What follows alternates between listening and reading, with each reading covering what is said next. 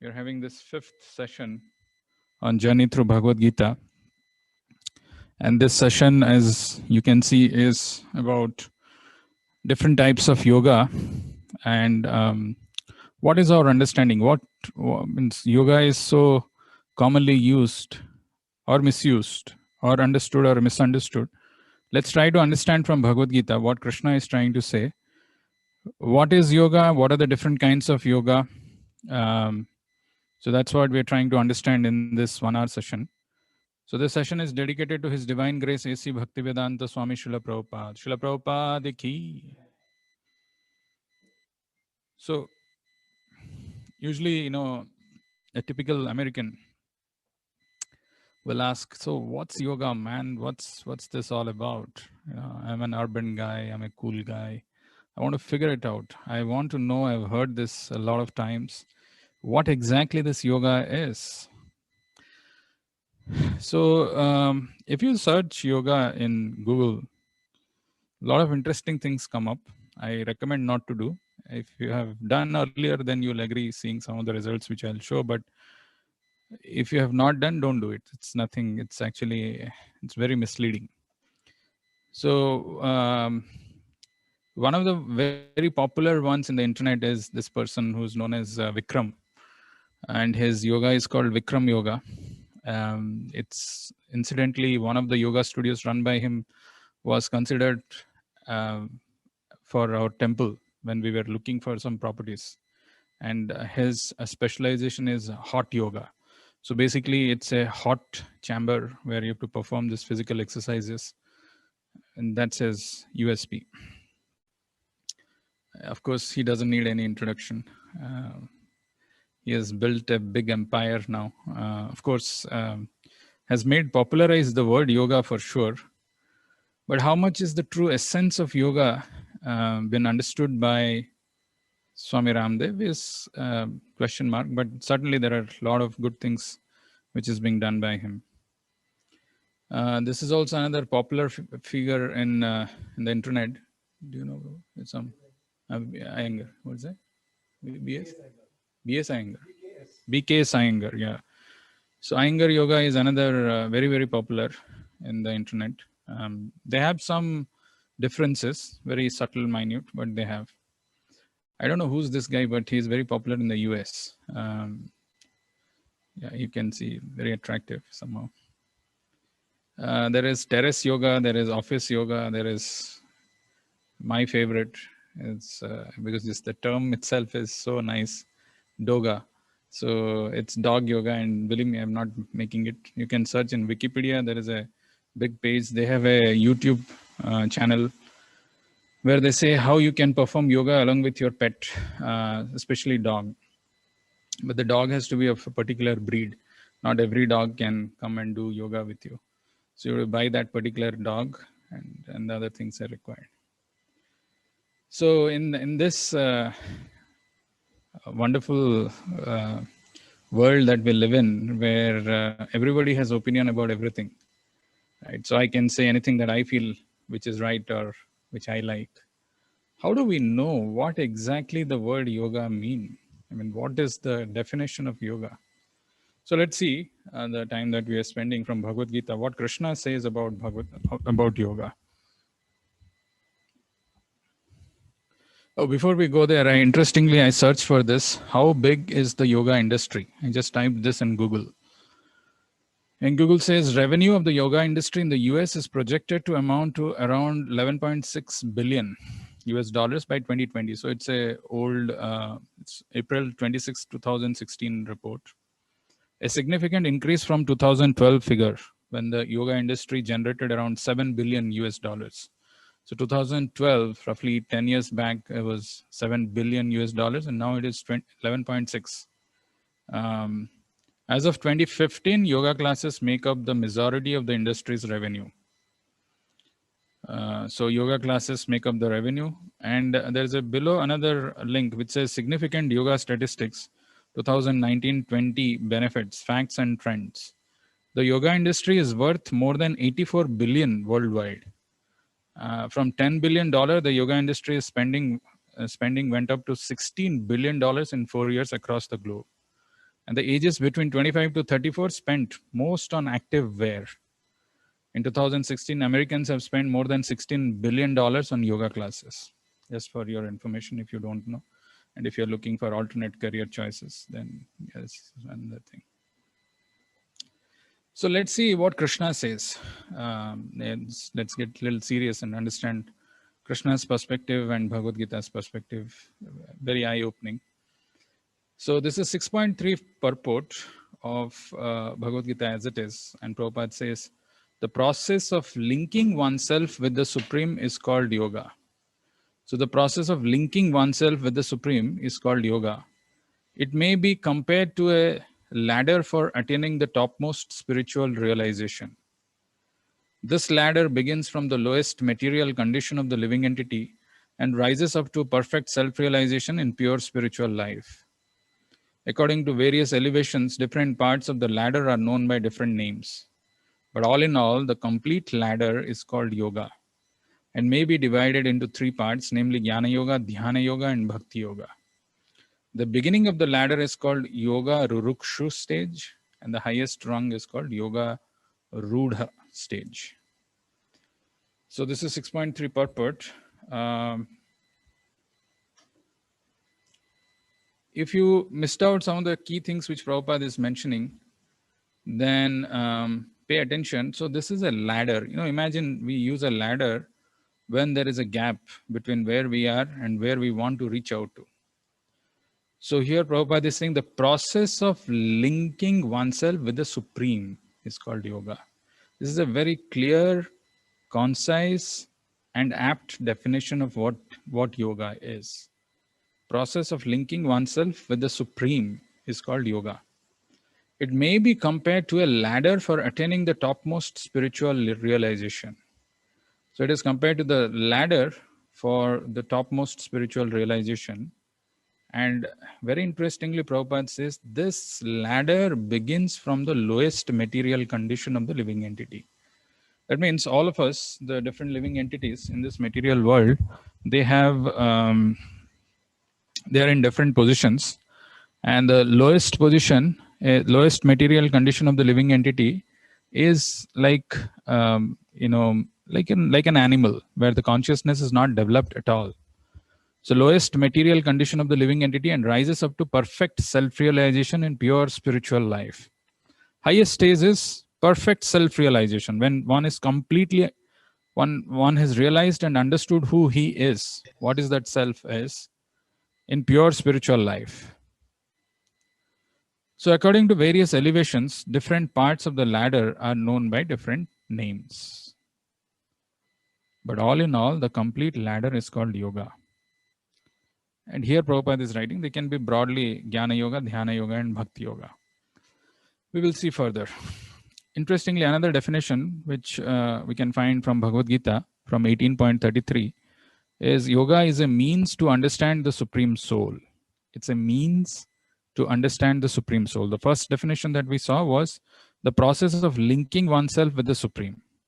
And here Prabhupada is writing that yoga is a means to understand the Supreme Soul.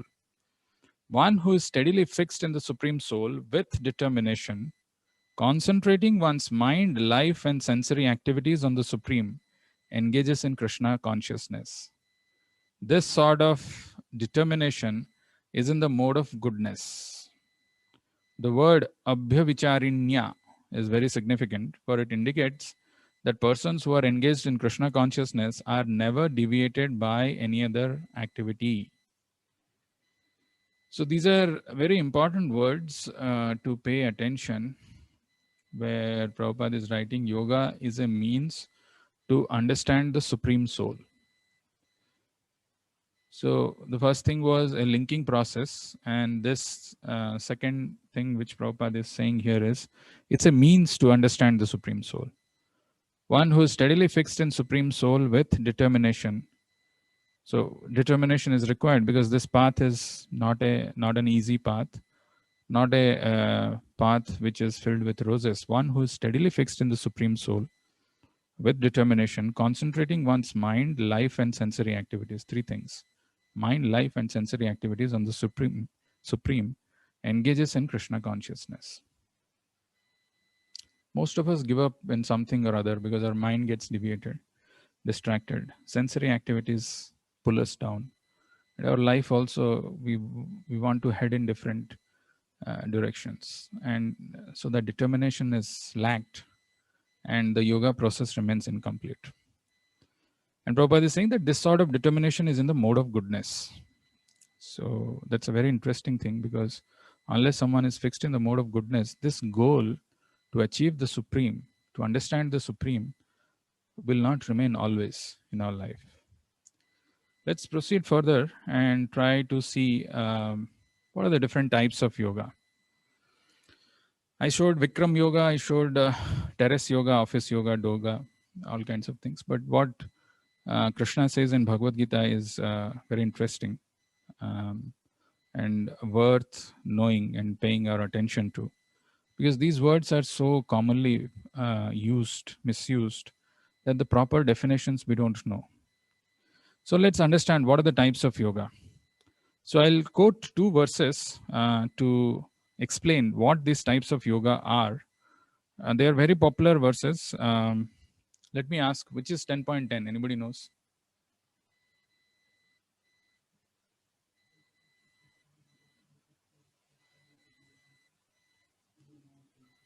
Yeah.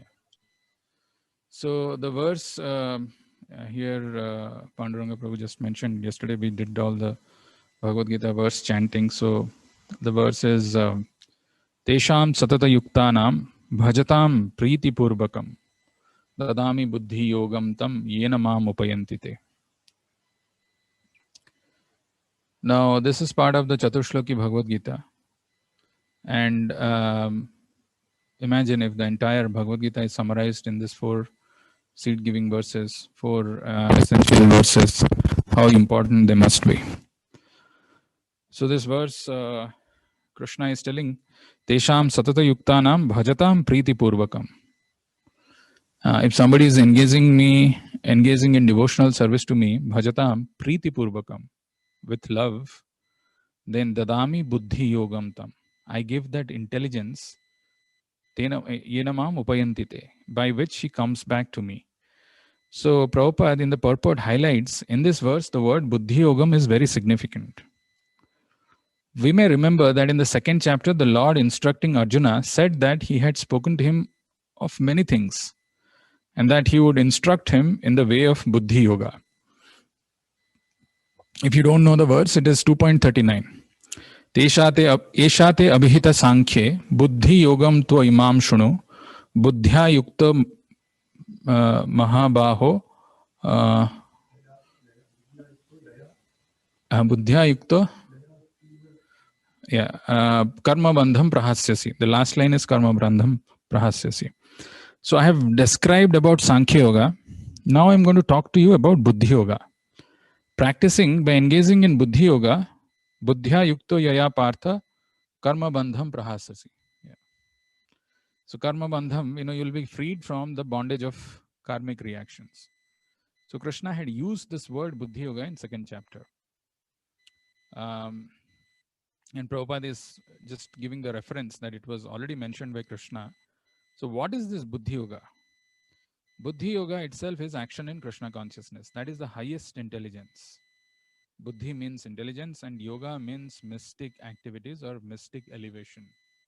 When one tries to go back home, back to Godhead, and takes fully to Krishna consciousness and devotional service, his action is called Buddhi Yoga.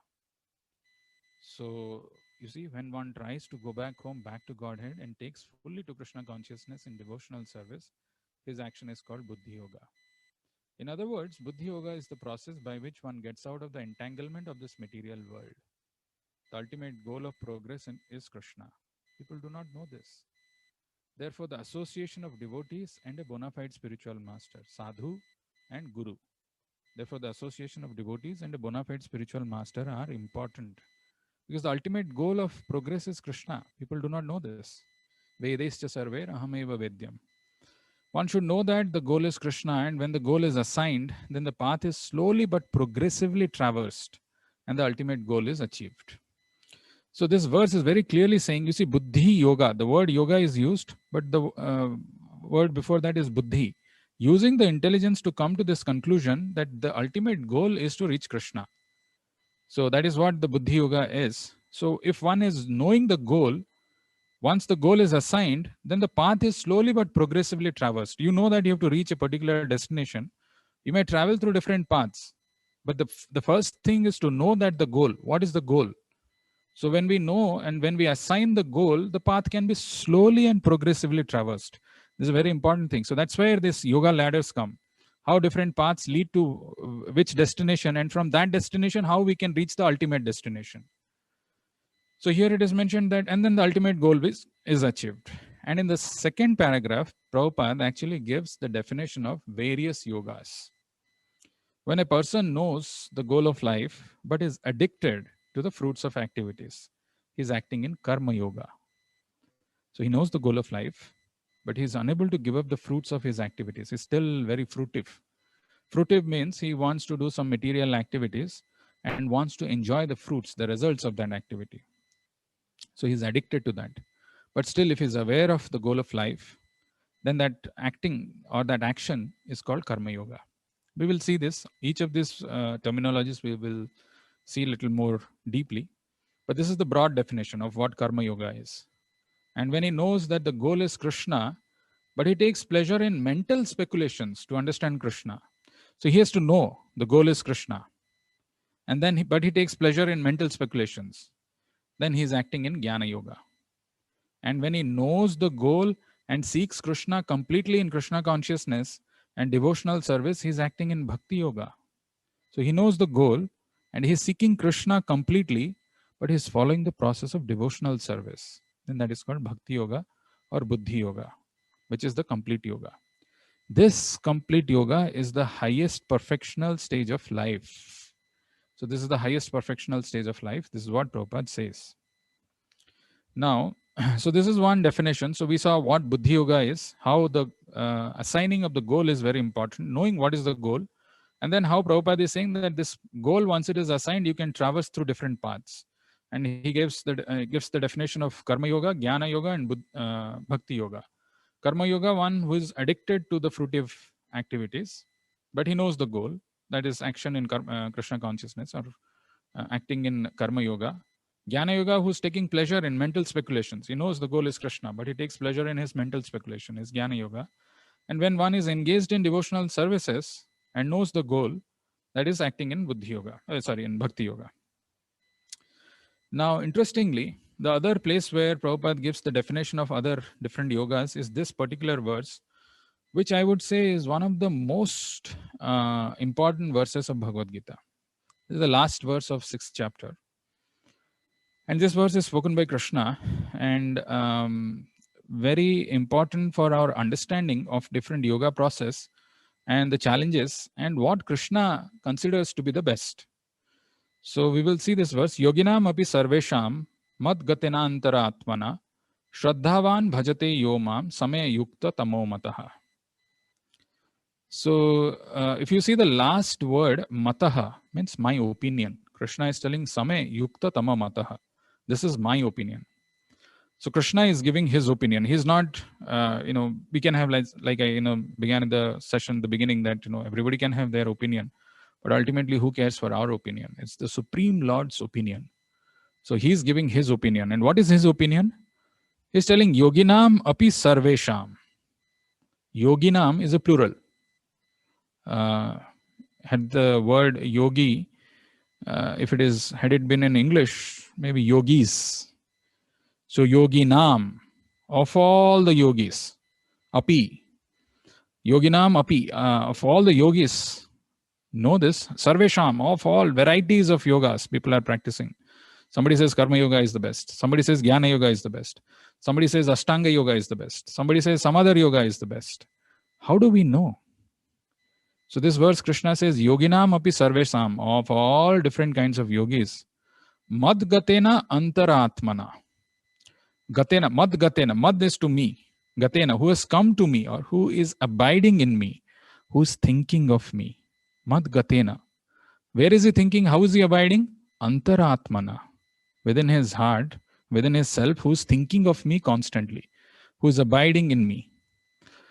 Now you can say, well, Jnana Yogis may be also considering thinking of Krishna, who knows? Ashtanga Yogi also may be thinking of Krishna. Karma Yogi also may be thinking of Krishna. How do we know then? No, if you know, if he's Madgatena Antaratmana, if he's thinking of Krishna, if he's abiding by Krishna in his heart, Antaratmana, then the third line, he should be doing something. Shraddhavan bhajate yomam. Shraddhavan is with faith, with love, with devotion. Bhajate. Bhajate is to worship or to be engaged in devotional service. Shraddhavan bhajate yomam. So if somebody is really thinking of Krishna, is carrying Krishna in his heart, Shraddhavan, with great faith, no burden, with faith, with love, he'll be engaged in devotional service. Shraddhavan bhajate yomam. Same yukta tamamataha. You see, the word yoga and the word yukta are linked or have got the same roots. That means to link. So here he's telling Same yukta tamamata. Yukta means like a yogi. Yogi is the process of linking. Yukta is the process when it is linked.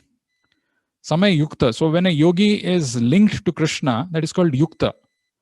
So yukta also has 3 degrees. Yukta, yuktatara, yuktatama. Means he is linked. He is linked in a comparative way. He is better linked. And he is highest. He is the topmost. Same yukta tamamataha. He is the topmost yogi. This is my opinion. This is what Krishna says. Very important words, very clear. There is no ambiguity. There is nothing like somebody else is trying to impose. It's very clear. Shraddhavan bhajate yomam same yukta tamamataha. So the translation of this verse is, and of all yogis, the one with great faith, who always abides in me, thinks of me within himself, and renders transcendental loving service to me, he is the most intimately united with me. Yukta tamaha. He is the most intimately united with me in yoga and is the highest of all. This is my opinion. Now, if you see the purport, which is a long purport, I have an extract of that purport which talks about different kinds of yoga. But if you see the purport, Prabhupada is establishing one very important aspect, which we, sometimes because of our lack of familiarity with the Sanskrit language, may take it granted. So the purport, actually the stress is given on the word bhajate. Bhaj dhatu, bhajate. Bhajate, the English translation of the word bhajate is worshipping. Worshipping someone who is respectable. He could be a human being. It could be some personality who has got some power. He's respectable and somebody is worshipping, showing respect. But Prabhupada says that actually is not the literal meaning of the word bhajate. The word bhajate can only be applied for the Supreme Personality of Godhead. We don't have an exact transliteration of the word bhajate in English. Closest is worshipping, but worshipping can be used for everybody. You can be disrespectful to a person. You can be disrespectful to a demigod. But bhajate, the literal word which is used in this Sanskrit verse, means to engage in devotional service. And that is only applicable for the Supreme Lord. Shraddhavan bhajate yomam. So these are all the intricacies and the details which only can be known when we hear from a self-realized soul or from a guru who's coming in parampara. And the first paragraph of the purport, actually Prabhupada stresses on this differentiation between the word bhajate and worshipping in Sanskrit. And then he talks about this thing, what exactly are the other different yogas? So pay attention, all the different yogas which are mentioned are very clearly defined in this portion of the purport, and what is the difference in each one of them. The culmination of all kinds of yoga practices lies in Bhakti Yoga. So the culmination of all kinds of yoga practices lies in Bhakti Yoga. All other yogas are but the means to come to the point of Bhakti in Bhakti Yoga. Yoga actually means Bhakti Yoga. All other yogas are progressions towards the destination of Bhakti Yoga. So one can practice different yogas basically, but these are all progressions towards the destination of Bhakti Yoga. From the beginning of Karma Yoga to the end of Bhakti Yoga is a long way to self-realization. Actually, we might be thinking Karma Yoga is easy, or to do our prescribed duties might be that is what is Karma Yoga, but that's not true. Whenever the word yoga is used, that means at least the person is clear about the destination, the goal, and the goal is Krishna. Okay, the person is addicted to fruitive activities, or doing some activities where he can enjoy the fruits of that activities, but at least the goal is clear. So Karma Yoga, for your understanding, is not an easy thing. It's not the first starting point in the yoga ladder. The bottommost portion where it begins, the ladder, is actually animalistic consciousness, where there is no understanding of yoga, where there is no understanding of prescribed duties. These are words used in the Bhagavad Gita, and we will see them. So here, Prabhupada is writing, from the beginning of Karma Yoga to the end of Bhakti Yoga is a long way to self-realization. It's a very long way. Karma Yoga without fruitive results is the beginning of this path. So in this path, he is saying the beginning is Karma Yoga without fruitive results, which is otherwise known as Niskama Karma Yoga. And it is mentioned in the second chapter of Bhagavad Gita. These terminologies may look look like jargon, but these are very basic things. Even if you don't know, if you go and research in the second chapter of Bhagavad Gita and read Prabhupada's purports, it will be very clear. So you are doing activity for Krishna, and you're not addicted, or you are not attached to the results of the fruitive activities. Not attached to the results of the activities. That is called Niskama Karma Yoga. And Prabhupada is saying that is the beginning of this path. Karma Yoga without fruitive results is the beginning of this path. When Karma Yoga increases in knowledge and renunciation, Jnana and Vairagya, that stage is called Jnana Yoga. When Jnana Yoga increases in meditation on the super soul by different physical processes, and the mind is on him, it is referring to the Supreme Lord, it is called Ashtanga Yoga. And when one surpasses the Ashtanga Yoga and comes to the point of the Supreme Personality of Godhead Krishna, it is called Bhakti Yoga, the culmination. Factually, Bhakti Yoga is the ultimate goal. But to analyze Bhakti Yoga minutely, one has to understand these other yogas. The yogi who is progressive is therefore on the true path of eternal good fortune. So you see, this is a progressive path. We may be at any path. We need not decry ourselves, or we need not criticize ourselves or be too self-critical. Wherever we are, if we are in the path of this progressive journey, progressive is actually, that's a great fortune. The yogi who is progressive is therefore on the true path of eternal good fortune. One who sticks to a particular point and does not make further progress is called by that particular name. Somebody who gets satisfied with one particular destination, say he doesn't want to make further progress, so then he'll be a karma yogi, or a jnana yogi, or a dhyana yogi, or a raja yogi, hatha yogi, etc. But if one is fortunate enough to come to the point of Bhakti Yoga, it is to be understood that he has surpassed all other yogas. Therefore, to become Krishna conscious is the highest stage of yoga.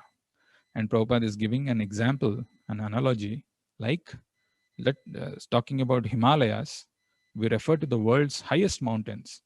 But in that highest mountains also, there is a highest peak, and that is Mount Everest, which is considered to be the culmination. So Himalayas, if it is like the progressive path of yoga, Everest is like the Bhakti Yoga, which is the culmination.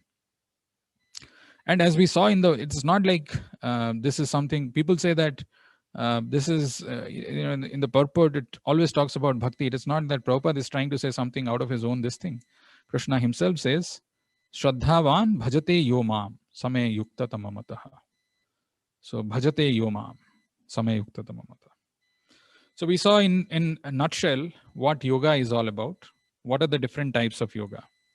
The next 20 minutes or so, we will spend a little time in understanding the different yogas which are given in Bhagavad Gita. They are spread across in all the chapters, but we will try to see some of the actual exact definitions to understand this yogas in a better way. Let's start with Karma Yoga, because this is something which is spoken by various other organizations, various groups of people, because they feel that most of the people in this world are working, so they have to work.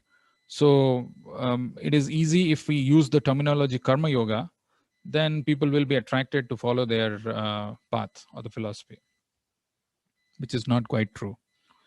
The definition of Karma Yoga is very beautifully given by Krishna in Bhagavad Gita, and there is a lot of clarity which can come when we hear really what exactly Krishna is trying to say. Before I go and tell about that, I just want to tell you that in Bhagavad Gita, in 3rd chapter, Krishna says, there is one verse, Nahi kasyat kshanam api jatu tishtati akarmakrit. The spirit soul, by its nature, cannot remain without acting. Nahi kasyat kshanam api, not even one moment. You may say, I'm sleeping, I'm doing something, I'm sitting in one place, I'm not acting, I'm not doing anything, but our mind is still active, either grossly or subtly. So everybody is performing some activity. Maybe physically some people come and attend some of the satsangs, but mentally they'll be somewhere else. They'll be thinking something else. But they're still active. Activity is going on. So when Krishna is telling Nahi kasyat kshanamapi, kshana means one moment. We cannot remain without doing activity. So it is very important to know what exactly is Karma Yoga. The definition of Karma Yoga, if you don't want to get confused by so many different interpretations, want to really know what exactly it is, then you should know this verse from 3rd chapter. This is the 9th verse, where Krishna says, Yagyarthat karmano anyatra loko ayam karma bandhanaha tadartham karma konteya mukta sangha samachara. So yagya arthat means for the purpose of yagya, for the satisfaction of yagya. Yagya refers to Vishnu. Yagyo vai sah Vishnu. Another name of yagya is Vishnu. So when we do a fire sacrifice, the whatever offerings are given, it is given to the mouth of Vishnu. Yagyo vai sah Vishnu. So yagya arthat karmano. So the work, karmano, the duties, or this karma yoga, the activities, when somebody has to define what karma yoga is, should be performed for the satisfaction of Vishnu. Yagya arthat karmano. Anyatra lokoyam karma bandhanaha. Anyatra, otherwise this activity is lokoyam karma bandhanaha. When somebody performs this, not for the satisfaction of Vishnu, but for his own satisfaction, for the satisfaction of his senses, then karma bandhanaha, that produces binding. It produces some reactions, and the reactions bound us to this material world. Yagyarthat karmano anyatra lokoyam karma bandhana tadartham karma konteya. Therefore, Krishna is telling tadartham karma konteya. You should work only for satisfaction of Vishnu. And when you work for satisfaction of Vishnu, mukta sangha samachara, you will become liberated. These actions will free you from this bondage. So this is a good definition of what Karma Yoga is. Work done as a sacrifice for Vishnu has to be performed. Otherwise, work causes bondage in this material world. Therefore, O son of Kunti, perform your prescribed duties for his satisfaction, and in that way, you will always remain free from bondage. Even though I gave the definition, one thing, if you pay attention to this verse translation, Krishna is actually telling that perform your prescribed duties. Right? Work done as sacrifice for Vishnu has to be performed. Otherwise, work causes bondage in this material world. Therefore, O son of Kunti, perform your prescribed duties. One may question there, what exactly is prescribed duties? How do I know what is prescribed for me? Is there any information available which says, well, you are like this, so this is what you should do? The answer is yes. We should know what prescribed duties are, and Krishna explains that in Bhagavad Gita also. But before we go there, let's see in the same third chapter, how work can be performed as sacrifice and how it is so authorized. Krishna explains that in through the use of 3 verses, which basically is called the cycle of yajna, or the cycle of sacrifice. That comes in the 15, 16, 14, sorry, 14, 15, 16. Very interesting verse. And how some of the things that we do in this material world, thinking that they should be performed, are actually unnecessary. So you see, these are all transcendental instructions, and they are very clear. They tell us exactly what is our need. We don't need to create some artificial needs for our subsistence, or for our growth, or for that matter, for anything. We don't need to. So let's see what Krishna is telling. He's telling all living bodies subsist on food grains. So if you see the purport, actually Prabhupada explains a lot of this factories, a lot of these organizations, different products that we are producing, we think they are very important and essential for our living, are actually not true. Ultimately, to live, we need food grains. All living bodies, without exception, everybody, doesn't matter where you are. There is a starvation, there is a famine, then everybody suffers, whether you are in an advanced country or an advancing country or an undeveloped country. All living bodies subsist on food grains, and which are produced from rains. There is no artificial way of producing grain. No matter how advanced our science and technology is, it requires rains for production of grains. And rains are produced by performance of yajna. Yajna is born of prescribed duties. So when we do yajna, actually Bhagavatam mentions different time periods in different when different pious kings used to rule, and it mentions how everything, all the necessities of the society were nicely met when everybody was performing their prescribed duties and were performing yajna. So we saw that yajnarthat karmano, when people are acting for satisfaction of Vishnu, then this action itself attracts the mercy, and by which the rains are produced, and because of the rains there are food grains, and living bodies can live happily with those food grains. So this is the first part of it, that the most important thing for our subsistence is food grains, which is coming from the rains, and the rains are produced by performance of yajna. And yajna is born of prescribed duties. And this is where the cycle gets completed in this verse. Regulated activities are prescribed in the Vedas. I told about prescribed duties. So if somebody wants to know where is it mentioned, what is prescribed for me, Prabhupada is saying, Krishna is telling regulated activities are prescribed in the Vedas. And the Vedas are directly manifested from the Supreme Personality of Godhead. So the Vedas are coming from the Lord directly. In the Vedas, there are different prescribed duties for every living human being, for every living being, for every human being. In different, we'll see how the classification is there. And then based on this prescribed duties, when somebody is doing, then there is rainfall, and when there is rainfall, there is grain. So consequently, the all-pervading transcendence is eternally situated in acts of sacrifice. I have to go a little fast, but you can always come back to me if you have any questions or if you didn't understand anything. But please pay attention, because we're trying to cover a lot of things. And then Krishna says, my dear Arjuna, one who does not follow in human life the cycle of sacrifice, thus established by the Vedas, certainly leads a life full of sin. Living only for the satisfaction of the senses, such a person lives in vain. So you see, these are all very clear instructions. So one has to know what exactly is prescribed duty, and one should engage in that prescribed duty for satisfaction of Vishnu. Otherwise, it is living a sinful life. We may say that I'm not doing anything, I'm not harming, I'm not grossly doing any activities which can cause any damage, but still we are doing a lot of sinful activities in ignorance. How we are doing sinful activities in ignorance? It is very nicely explained in Bhagavad Gita. Sometimes we think that just because I have defined a boundary and some parameters or criteria based on which my actions are not producing sins or are not classified as sinful actions, doesn't mean we are not doing. We saw anyatra lokoyam karma bandhana. Any other actions which is performed not for satisfaction of Vishnu produces a bondage, karma bandhana. We will talk about it in another place. But here, so we saw that, the definition of karma yoga, then the different kinds of prescribed duties, and what is the yajna cycle that is given in the 3rd chapter.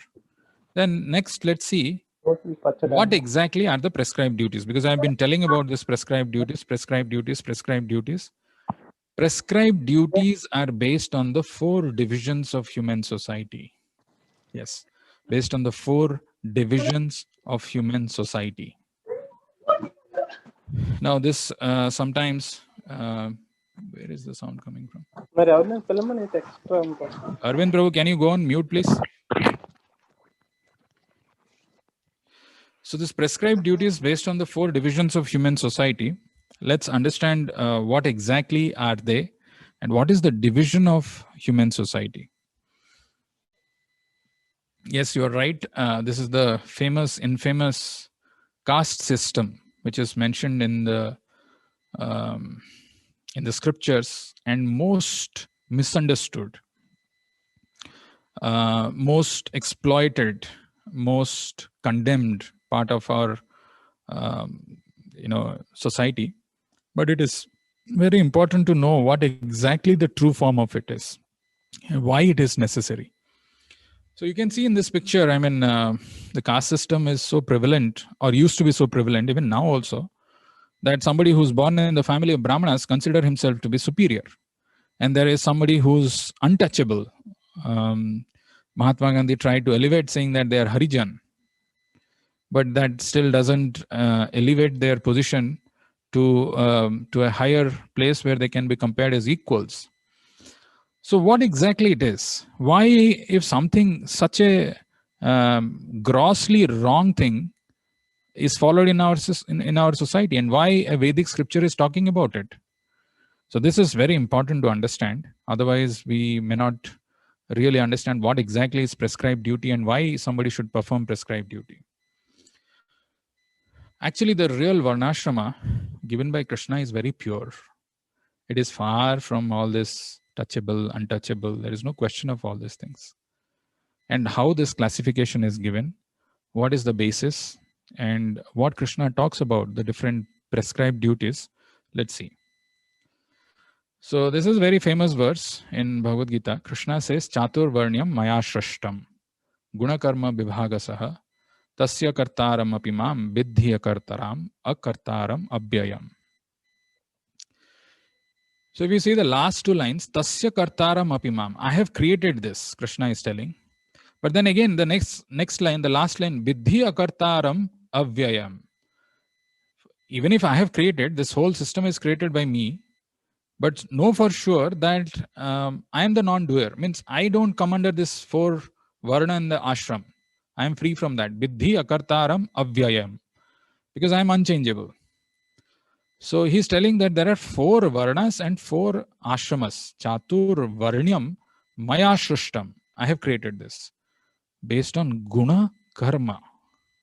Not janma. Chatur varnyam maya shrishtam. Janma vibhagasa, no. It is guna and karma, based on the modes of material nature which is acting on us and the karma. According to the 3 modes of material nature and the work associated with them, the 4 divisions of human society are created by me. And although I am the creator of the system, you should know that I am yet the non-doer, being unchangeable. Now let's understand what is this mode and what is the action. Chatur Varna Maya Shrishtam Guna Karma Vibhagasa. How this division happens, Vibhaga, and why this division is required, and how in everybody who is there in separate divisions, in each of this division, can actually advance. So to understand this, let's hear the purport. And Prabhupada actually mentions in the purport that the Lord is the creator of everything. So everything means everything. It's all encompassing. The Lord is the creator of everything. Everything is born of Him. Everything is sustained by Him, and everything after annihilation rests in Him. So everything is born of Him, everything is sustained by Him, and everything after annihilation rests in Him. So He is therefore the creator of the four divisions of the social order, beginning with the intelligent class of men, technically called the Brahmanas, due to their being situated in the mode of goodness. You see, the important definition of a Brahmana is because he is situated in the mode of goodness. He is therefore the creator of the four divisions of the social order, beginning with the intelligent class of men. You need an intelligent class of men who can guide the society. And the basis for creation of this intelligent class of men is based on being situated in the mode of goodness. Next is the administrative class, technically called the Kshatriyas, due to their being situated in the mode of passion. So first is the Brahmanas, who are situated in the mode of goodness. And next is the administrative class, technically called the... Can you stop this, please? It's just going on. No, you are called. Both of you, I'm saying. No. Next is the administrative class, technically called the Kshatriyas, due to their being situated in the mode of passion. So, you see, the division is not based on someone who's born in a family of Brahmanas or born in a family of Kshatriyas. If somebody is situated in the mode of goodness, he's called Brahmana, and somebody who's situated in the mode of passion is called a Kshatriya. Then there is mercantile men called the Vaishyas, who are situated in the mixed modes of passion and ignorance. So first is goodness, second is passion, and the third is the mixed modes of passion and ignorance. And the Sudras or laborer class are situated in the ignorant mode of material nature. In spite of his creating the four divisions of human society, Lord Krishna does not belong to any of these divisions, because he is not one of the conditioned souls, a section of whom form human society. Human society is similar to any other animal society, but to elevate men from the animal status, the above mentioned divisions are created by the Lord for the systematic development of Krishna consciousness. You see, the whole purpose, the objective behind creating this division is the systematic development of Krishna consciousness. Because human society is similar to any other animal society. And the tendency of a particular man toward work is determined by the modes of material nature which he has acquired. Interestingly, this is a very subtle aspect of our life which we don't realize, that there are different modes which act on us. And based on the modes that are acting on us, we act in a particular way. So that is why guna karma vibhagasa. If somebody is remaining fixed in the mode of goodness, he is considered to be a Brahmana. Somebody who's predominantly in the mode of passion is an administrative class, is a Kshatriya. And if it is a combination of passion and ignorance, then he is a Vaishya. And a Sudra is typically in the mode of ignorance. So the tendency of a particular man towards work is determined by the modes of material nature which he has acquired. Such symptoms of life, according to the different modes of material nature, are described in the Brahmanas, are described in the 18th chapter of this book. And we will see what is that division based on this different modes of material nature. A person in Krishna consciousness, however, is above even the Brahmanas. Although Brahmanas by quality are supposed to know about Brahman, the supreme absolute truth, most of them approach only the impersonal Brahman manifestation of Lord Krishna. But a man who transcends the limited knowledge of a Brahmana and reaches the knowledge of the Supreme Personality of Godhead, Lord Shri Krishna, becomes a person in Krishna consciousness, or in other words, a Vaishnava. Krishna consciousness includes knowledge of all different plenary expansions of Krishna, namely Rama, Narsimha, Baraha, etc. And as Krishna is transcendental to the system of the four divisions of human society, a person in Krishna consciousness is also transcendental to all divisions of human society, whether we consider the divisions of community, nations, or species. So this verse actually is very important for us to understand really what exactly is this caste system, or what is the division of society which the Lord Himself has created. It is based on the modes of material nature. If somebody is predominantly in the mode of goodness, then he is considered to be a Brahmana. You need an intelligent class of people in the society to direct, to guide the other class of people. Passion and ignorance. Actually, if you are unfamiliar with these words, the entire chapter of Bhagavad Gita, 14th chapter, is called Modes of Material Nature, where it is more elaborately described how these modes act on us. And when these modes act on us, when goodness acts, what are the symptoms of a person who is in the mode of goodness? What are the symptoms of a person who is in the mode of passion? And what are the symptoms of a person who is in the mode of ignorance? And as this purport we read, where it is mentioned that this division is created so that based on whichever mode one is, one is influenced by, he can still make spiritual progress. So what are the different modes when they act? Like, Prabhupada is mentioning in this place that in the 18th chapter of this book, it is mentioned the prescribed duties based on the different modes. So first, this Varna and Ashram is created based on these three modes of material nature and the action that one performs. And in the 18th chapter, Krishna again further explains what are the activities which a person who is in the mode of goodness, what does he do? What are the activities performed by a person who is in the mode of passion? And what are the activities performed by a person who is in the mode of ignorance? Brahmanas, Kshatriyas, Vaishyas, and Sudras are distinguished by the qualities born of their own natures in accordance with the material modes, the chastiser of the enemy. Peacefulness, self-control, austerity, purity, tolerance, honesty, knowledge, wisdom, and religiousness. These are the natural qualities by which the Brahmanas work. Heroism, power, determination, resourcefulness, courage in battle, generosity, and leadership are the natural qualities of work for the Kshatriyas. Farming, cow protection, and business are the natural work for the Vaishyas. And for the Sudras, there are labor and service to others. So this is the division, and this is the nature or the prescribed duties of different people in different modes, in different, if somebody is in the mode of goodness, then he's considered to be Brahmanas. And these are the natural qualities by which the Brahmanas work. Then there are natural qualities by which the Kshatriyas work. And then similarly for the Vaishyas and the Sudras. So having understood Karma Yoga, where it is mentioned that we should perform prescribed duty, but the goal, as Prabhupada says, the first thing is the goal. Goal should be known that, the ultimate goal is to reach Krishna.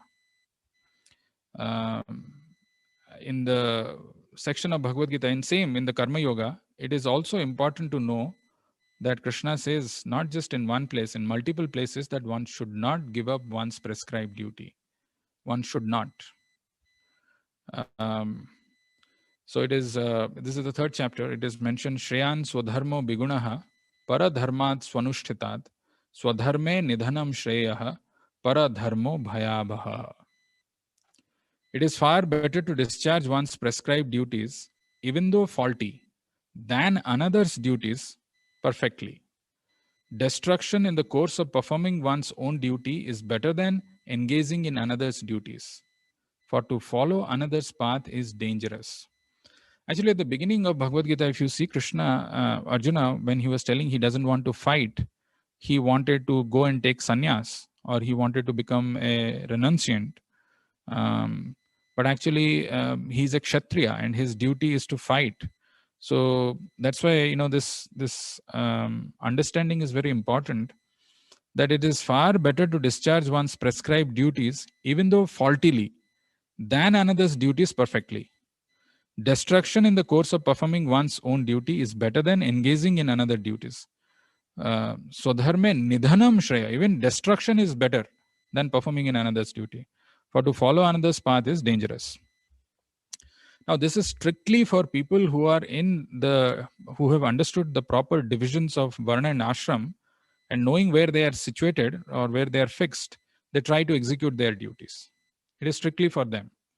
But when somebody comes to Krishna consciousness, he doesn't need to follow this specific duties. Anybody can perform any duties based on the special instruction of the spiritual master. So there's a beautiful purport actually, where Prabhupada is saying, one should therefore discharge his prescribed duties in full Krishna consciousness rather than those prescribed for others. So there is a materially prescribed duties, are duties enjoined according to one's psychophysical condition. So it's a very psychophysical condition under the spell of the modes of material nature. Spiritual duties are as ordered by the spiritual master for the transcendental service of Krishna. So there is a material duty based on where we are situated, based on what modes are acting and what karma we are doing. And there is a spiritual duty.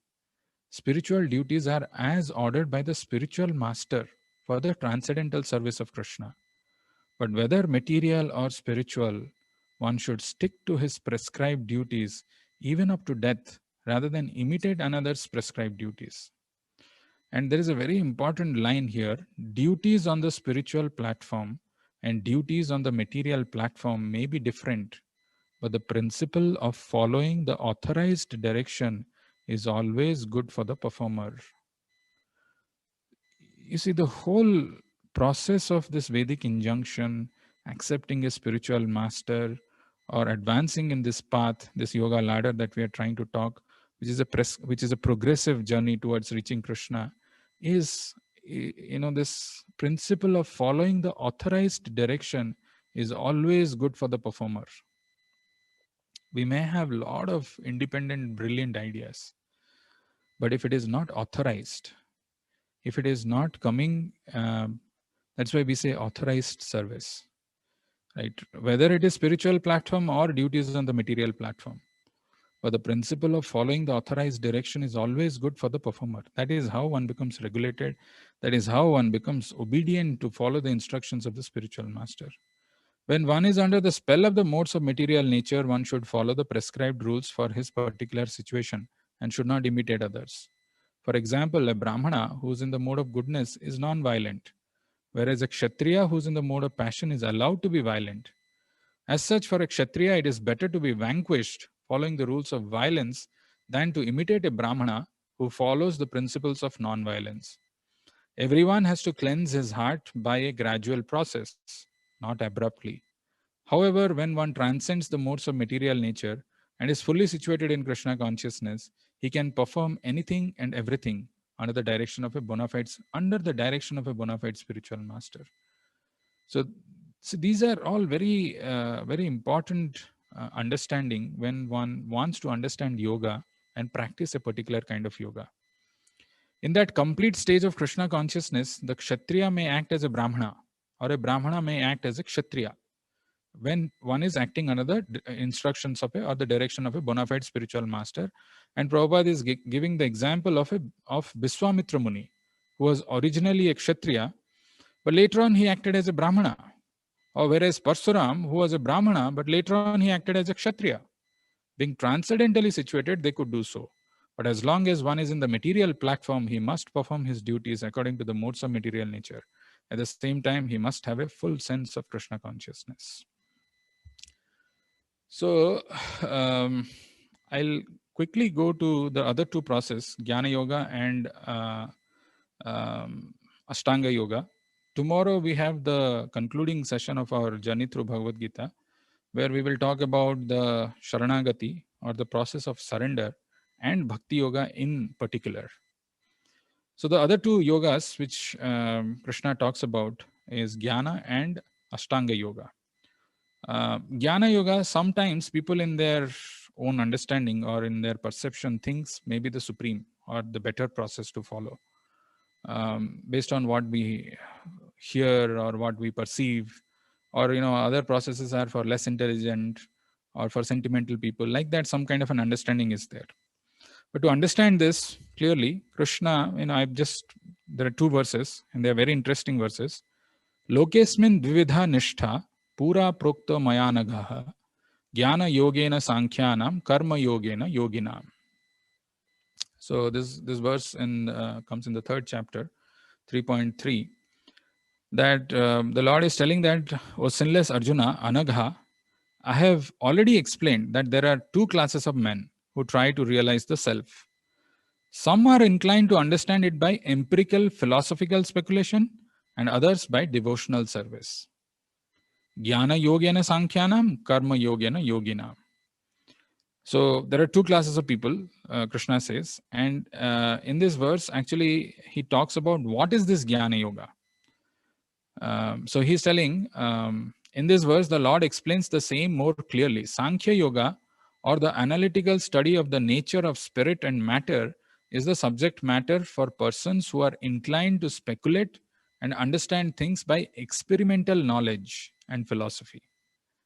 Somebody who's trying to speculate and understand things by experimental knowledge and philosophy, that is the process of Jnana Yoga. The other class of men who work in Krishna consciousness, as it is explained in the 61st verse of the second chapter, the Lord has explained also in 39th verse that by working by the principles of Buddhi Yoga or Krishna consciousness, one can be relieved from the bonds of action. And furthermore, there is no flaw in the process. The same principle is more clearly explained in the 61st verse. There are some details, but who is trying to speculate the subject matter, or who is inclined to speculate and understand things by experimental knowledge and philosophy, is called Jnana Yogi. And if somebody still doesn't have clear understanding which is better, then this verse actually clarifies where Krishna says, Klesho adhikataras tesham avyakta sakta chetasam avyakta hi gatir dukkham deha badbhir abhapyate. For those whose minds are attracted to the unmanifested, impersonal feature of the Supreme, advancement is very troublesome. To make progress in that discipline is always difficult for those who are embodied. And in the purport, Prabhupada says that the group of transcendentalists who follow the path of the inconsistent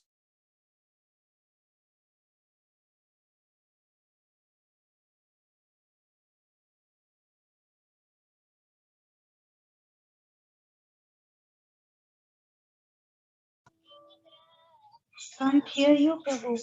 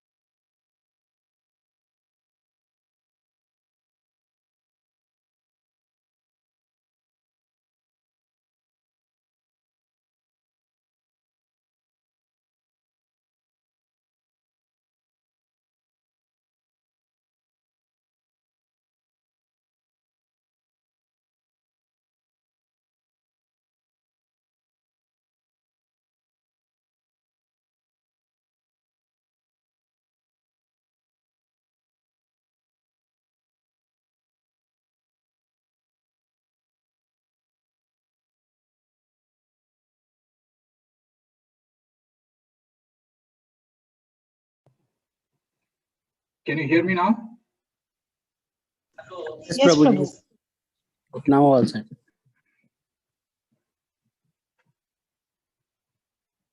So in this, actually this, why I'm saying I'm spending little time here, because this words, it's very difficult to find the actual definition, and where in Bhagavad Gita also we may not know.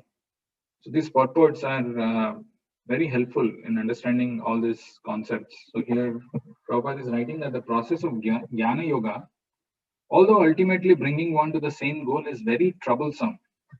So if you see the verse which we saw, Klesho adhikataras, Klesho is troublesome.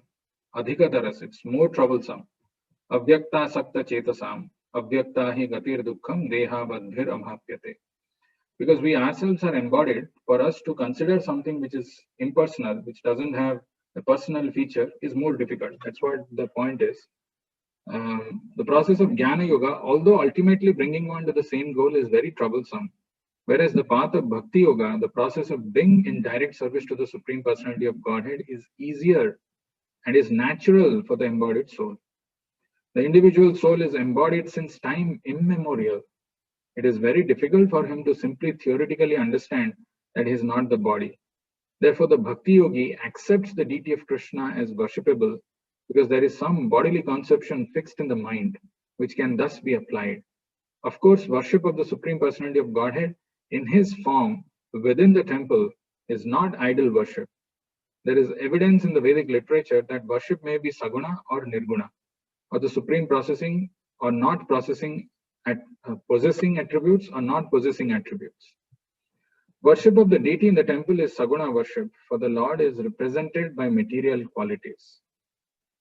But the form of the Lord, though represented by material qualities such as stone, wood, or oil paint, is not actually material. That is absolute nature of the Supreme Lord. Now, some people may say that this deity worship is very, it is not very appealing. A concept of the Supreme Absolute Truth as impersonal is more appealing to our intelligence and mind. And here also Prabhupada is saying that, the deity may appear in the form of wood, stone, oil, paint in this way, but it is actually not material. It is the absolute nature of the Supreme Lord. Now, we may not get this point, and to explain this point, Prabhupada gives the example of a letterbox. It's a very interesting example. The example given is, we may find some mail boxes on the street, and if we post our letters in those boxes, they will naturally go to their destination without difficulty. But any old box or an imitation, which we may find somewhere, but which is not authorized by the post office, will not do the work. Similarly, God has an authorized representation in the deity form, which is called Archa Vigraha. This Archa Vigraha is an incarnation of the Supreme Lord. God will accept service through that form. The Lord is omnipotent, all-powerful. Therefore, by his incarnation as Archa Vigraha, he can accept the services of the devotee, just to make it convenient for the man in conditioned life. So these are, this authorized form of the Lord, which is worshipped in the temple. Authorized means, the Lord has been invoked, and, one is performing this worship, is bona fide. It is like the letterbox where, if we put the letter, it goes to the actual destination.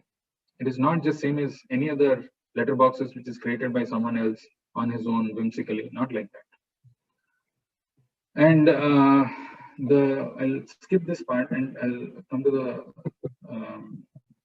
the last paragraph of this purport. A living entity is eternally an individual soul, and if he wants to merge into the spiritual whole, he may accomplish the realization of the eternal and knowledgeable aspects of his original nature. But the blissful portion is not realized. There is Sat, Chit and Ananda. The blissful portion is not realized. By the grace of some devotee, such a transcendentalist, highly learned in the process of Jnana Yoga, may come to the point of Bhakti Yoga or devotional service. Now, this is something which we should know. Even if somebody has not understood clearly the difference between Jnana Yoga and Bhakti Yoga, this sentence of Prabhupada, by the grace of some devotee, such a transcendentalist, highly learned in the process of Jnana Yoga, may come to the point of Bhakti Yoga or devotional service. If you want proof, 7.19 Bhagavad Gita, where Krishna says, Bahunam Janmanam Ante Jnanavan Mam Prapadyante Vasudeva Sarvamiti Samahatma Sudurlava. Bahunam Janmanam Ante. After many, many births, Jnanavan, a person who is practicing this Jnana Yoga, Jnanavan Mam Prapadyante, surrenders to me. Vasudeva Sarvamiti, he comes to this conclusion that actually behind everything it is Lord Krishna. Vasudeva Sarvamiti, when to find that kind of a person, Sa Mahatma Sudurlava. So here it is mentioned, by the grace of some devotee, such a transcendentalist may come to the point of Bhakti Yoga. At that time, long practice in impersonalism also becomes a source of trouble because he cannot give up the idea. Therefore, an embodied soul is always in difficulty with the unmanifest, both at the time of practice and at the time of realization. Every living soul is partially independent, and one should know for certain that this unmanifested realization is against the nature of his spiritual blissful self. One should not take up this process. For every individual living entity, the process of Krishna consciousness, which entails full engagement in devotional service, is the best way. I'll skip and tell you, okay, if you want to know where is the process of Jnana Yoga, it is mentioned in 12.3 and 4. Ashtanga Yoga, the one that we didn't speak about. This is, if you read the purport of 5.17 and 18, Bhagavad Gita, 5th chapter, 17 and 18 verses. So the process itself is given in the translation and is further explained in the purport. Prabhupada is saying shutting out all external sense objects. So the Ashtanga Yoga, which typically one part of that is asana, which we saw different people trying to do Bikram Yoga, office yoga, this yoga, that yoga. But actually that is part of Ashtanga Yoga, which means there are 8 limbs and one of them is asana. But there are other limbs. So what are the other limbs? Shutting out all external sense objects, keeping the eyes and vision concentrated between the 2 eyebrows, suspending the inward and outward breaths within the nostrils, and thus controlling the mind, senses, and intelligence. The transcendentalist, aiming at liberation, becomes free from desire, fear, and anger. One who is always in this state is certainly liberated. Read the second paragraph here. After explaining the above principle of liberation in the Supreme, the Lord gives instruction to Arjuna as to how one can come to that position by the practice of the mysticism or yoga known as Ashtanga Yoga, which is divisible into an 8-fold procedure called Yama, Niyama, Asana, Pranayama, Pratyahara, Dharana, and Dhyana and Samadhi. In the 6th chapter of the subject of yoga is explicitly detailed, and at the end of the 5th, it is only preliminary explained. One has to drive out the sense objects such as sound, touch, form, taste, and smell by the pratyahara process in yoga, and then keep the vision of the eyes between the 2 eyebrows and concentrate on tip of the nose with half-closed lids. There is no benefit in closing the eyes altogether, because then there is every chance of falling asleep. Nor is there benefit in opening the eyes completely, because then there is the hazard of being attracted by sense objects. The breathing movement is restrained within the nostrils by neutralizing the up-moving and down-moving air within the body. By practice of such yoga, one is able to gain control over the senses, refrain from outward sense objects, and thus prepare oneself for liberation in the Supreme. This is in a nutshell the process of Ashtanga Yoga, which mistakenly we think that by following any of the yogas that we do, asanas is same as this. You have to control your senses, you have to restrain from the sense objects, then you have to focus on the tip of the nose, control on the breathing in the nostrils, and then one can come to that higher state of samadhi. So in summary, I spoke about yoga. The definition of yoga as given in Bhagavad Gita, it is linking with the Supreme, or knowing the process by which we can know the Supreme is called yoga. And there is a gap between that coming to that state of knowing the Supreme and where we are. So that gap is like yoga or a ladder, and one can be situated in any of these positions, any of the rungs of this ladder. One can progressively make advancement, march towards that ultimate goal.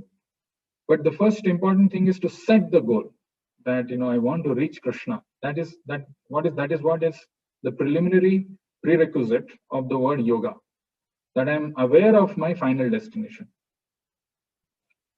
To reach to that final destination, one can traverse through different paths. One can go the Karma Yoga route, one can go the Ashtanga Yoga route, one can go the Bhakti Yoga, or so many different paths. Then we saw that how Krishna in 6th chapter 47 verse, he's telling that yoginam api sarvesham madgatina antaratmana shraddhavan bhajate yomam same yuktatamamataha. So of all the different kinds of yogis, one who is shraddhavan bhajate yomam, who is actually engaged in devotional service to me with faith, with great love, and who's thinking of me, who's abiding in me, madgatina antaratmana, he is the topmost. So all other paths are actually subservient. They are progressive paths where one can follow Karma Yoga, one can follow Ashtanga Yoga, one can follow Jnana Yoga, but ultimately one has to come to the position of Bhakti Yoga. Then we saw Karma Yoga, which is Yagyarthat Karmano Anyatra Lokoyam Karma Bandhana. Work has to be performed for satisfaction of Vishnu. Otherwise it binds us in this material world. We saw the Yajna cycle, where it is emphasized that one should practice one's prescribed duties. One should do one's prescribed duties. And we saw the prescribed duties, which is based on the division of society, based on guna and karma. And what are these prescribed duties for a person who is a Brahmana, who is a Kshatriya, and who is a who's a Vaishya and a Sudra. And then we saw the Jnana Yoga and how it is difficult compared to Bhakti Yoga. Klesho adhikataras tesham, because we are embodied soul. We have a body. So to practice the impersonal understanding is difficult, and the goal itself is not the ultimate goal. Because ultimately the Jnani also has to come to the realization of personal absolute truth. Bahunam janmanam ante jnanavan mam prapadyante. Vasudeva sarvamiti samahatma sudurlabha. And then we saw the Ashtanga Yoga, which has got this 8 process of Yama, Niyama, Asana, Pratyahara. Yama, Niyama, Asana, Pranayama, Pratyahara, Dharana, Dhyana, and Samadhi. And how it is also so difficult, to practice this. And ultimately one doesn't realize the highest realization of the Supreme Absolute Truth, which is the personality of Godhead.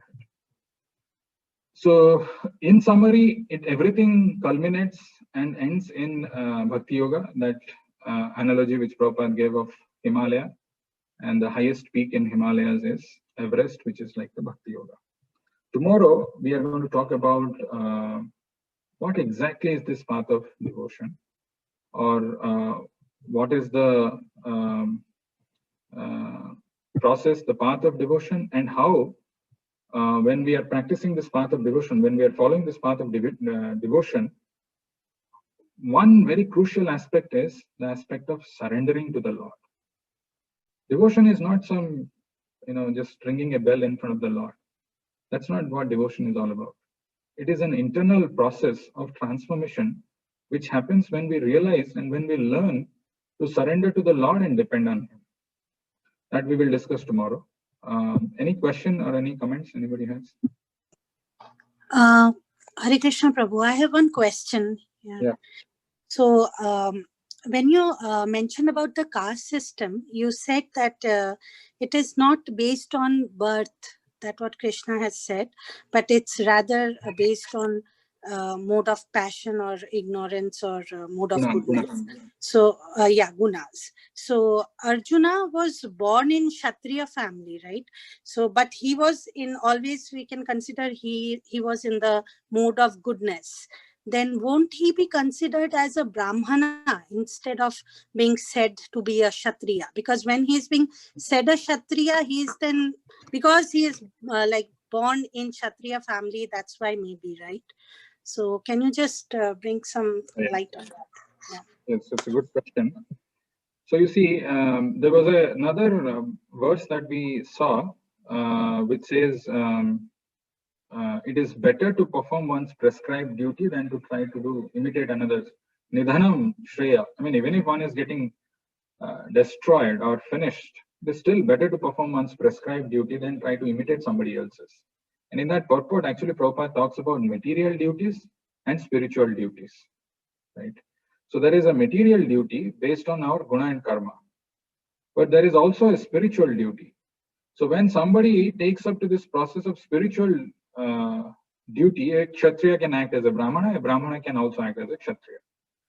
Even though Arjuna, so when Krishna is giving the reasons for Arjuna to fight, he is telling from his material duties perspective as well as from his spiritual perspective, spiritual duties perspective. So even though Arjuna is born as a Kshatriya, because he is a devotee, as you rightly said, he can do any of the activities. He's free to act as a Kshatriya or as a Brahmana. He's free to do that. But some arguments Krishna is giving, which is, based on his material duties. As a Kshatriya, you are supposed to fight. You cannot do something else. But if somebody takes up to this process of devotional, like a Bhakti Yoga, then he can act under the instruction of his spiritual master, either as a Kshatriya or a Brahmana. It doesn't matter at that point in time. But very important to have, like for Arjuna, it was Krishna who was personally present as the Guru, as the spiritual master, and under his direction, he can act. Similarly, we need to have a spiritual master, because in this Kali Yuga, there is another instruction which is given that Janmana Jayate Sudra. By our birth, we are, even though somebody may say I'm Vedi, Dvivedi, Trivedi, whatever, I'm a Brahmana born in this family or that family, but actually Janmana Jayate Sudra, Samskarat Bhavet Dvija. Only by the process of purificatory process that one can become a Dvija or a Brahmana. So Brahmana doesn't become Brahmana just by birth. and especially in this Kali Yuga, everybody is born as Sudra. So it is only when we take up to this process of devotion and work under the direction of a bona fide authorized spiritual master that we can act as required by him as Kshatriya or as Brahmana or as Vaishya. Thank you, Prabhu.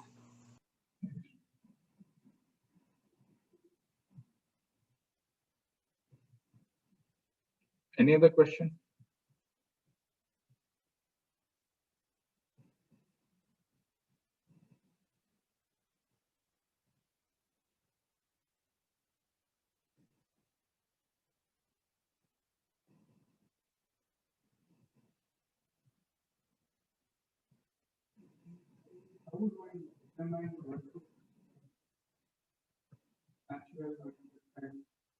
So the question is, in this age, how will one determine what is one's natural or prescribed duties? So if somebody has not taken to this process of Krishna consciousness,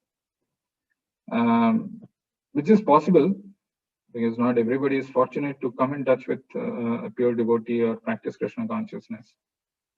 Then, and if he also is aware that there are injunctions in the Vedic scriptures which tell what is the prescribed duties. So the only way to know that is by the modes which are acting on, like, one has to see those qualities and those things which are prescribed for a Brahmana. For example, if one is, has this one has a natural inclination for wisdom, for this transcendental knowledge, tolerant, honest, purity, all those things which are mentioned. Now one may foolishly think like that I may be in the mode of goodness, but so the trick is, if you know someone who is knowledgeable, who has got the knowledge of Vedas, can tell, or if you're honest to yourself and not trying to fool yourself, then you can know and you can continue doing that duties. But it is only when you are aware that there is something called prescribed duties and trying to see it from the Vedas, and then you can see. But otherwise, it is not possible. Even to know that there is something called prescribed duty for the mass of people, it's very difficult. Because they don't know. They think anything is fine. And that's where the yoga ladder doesn't start with karma yoga. It starts with the animalistic consciousness. At least one has to, when somebody starts following the four regulative principles, he elevates himself to the human platform. But even in coming to the human platform is not, it's just another intermediate stage. And then, you have to perform karma yoga, then jnana yoga, Ashtanga yoga, and then. Hare Krishna, Prabhuji. What is that? Sorry? Hat that you're wearing? Oh, this one, actually, I'm from Himachal, so this is Himachali cap. Nice. Looks great. Yeah, thank you, Prabhuji. I have one question. Ultimate goal is to have Bhakti Yoga, right? Because we have so many other yogas, as you mentioned earlier. We have in Rishikesh, in so many other parts of India also, in US also, we have like join this yoga center, do this, do that, and you will be feel some tranquility and all these, right? But our ultimate goal should be to have only Bhakti Yoga, right?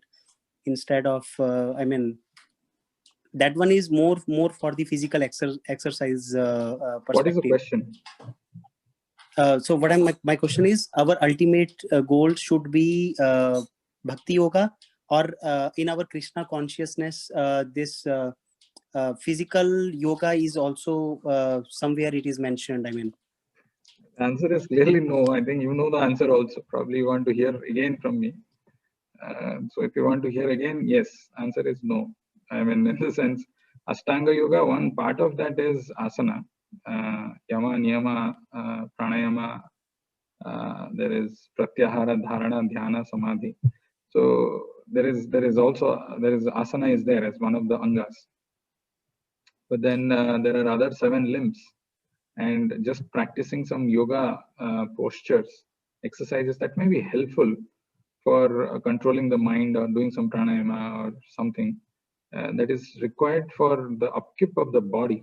But if somebody only performs that thinking that by doing that he'll achieve God or God realization is possible, then that's not true. Does that help? Yes, Prabhuji. So when as long as Prabhupada says that for maintaining your body and soul together, if you want to, unless your body is active, there is one Niti Sastra Vakya which says, Khalu Dharma Sadhana. Sarira Madhyam Khalu Dharma Sadhana. If the body itself is not there, how will you practice devotion? So if for your for the maintenance of your body, for if there are some exercises which are recommended by your doctor or someone, you have to do it. But that is not meant for realizing God through that process. It is just to keep your body and soul together, so that you can practice devotion.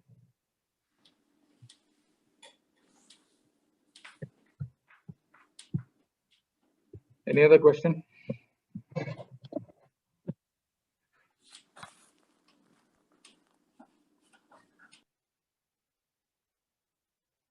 Varga Pro? You're on mute. Okay.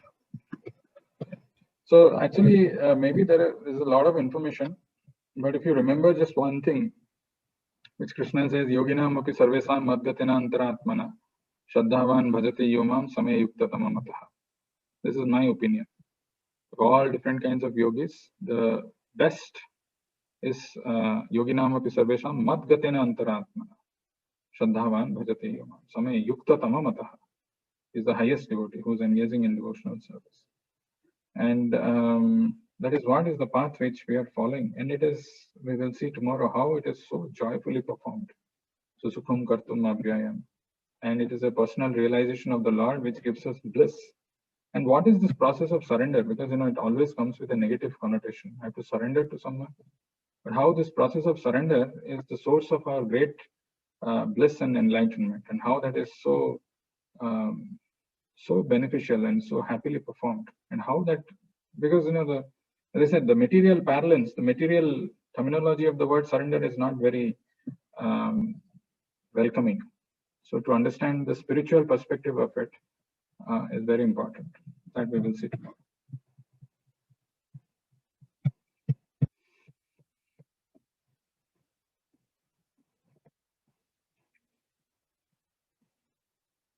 So thank you all for joining for today's session.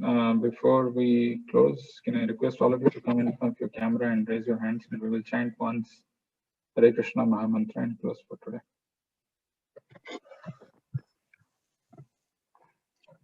Hare Krishna, Hare Krishna, Hare Krishna, Krishna Krishna, Hare Hare, Hare Rama, Hare Rama, Hare Rama, Hare Rama, Rama Rama, Hare Hare. Jagrantara Srimad Bhagavad Gita ki, Jagat Guru Srila Prabhupada ki, Nitai Gaur Premanande. Hare Krishna. Hare Krishna. Hare Krishna, Prabhuji. Hare Krishna. Hare Krishna, Prabhuji.